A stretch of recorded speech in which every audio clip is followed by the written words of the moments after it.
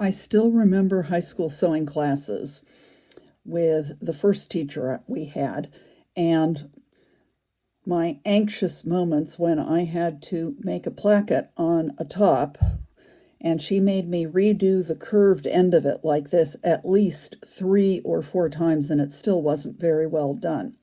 What she taught me to do was to take a piece of cardstock, and I could cut a template because I seemed to be incapable of sewing a consistent seam allowance, and sew right along the edge of it. Today I'm doing something similar. I have taken my pattern piece. This is on the pattern paper that I use to trace patterns off of the expensive printed copies. And I marked 1/2 inch seam allowance in from the edge.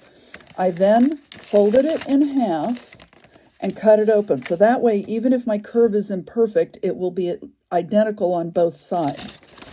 Then I placed the pattern on top of the pattern piece, lifted it up, and I marked the stitching line inside.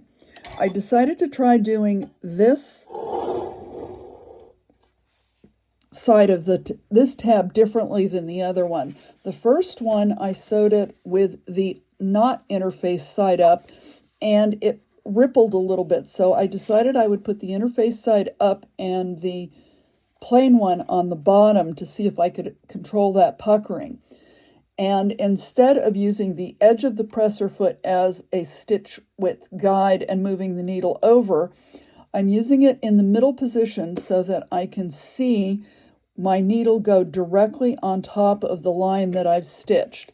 I've also engaged the hover function so that as I stitch around, I can pause and it'll come up, and I can go down. I didn't have any of that little poofing on this, but one other thing that you can do is you can reduce the presser foot pressure. That's how hard the presser foot pushes down on the top of the fabric, and that will reduce the amount of pushing that goes on.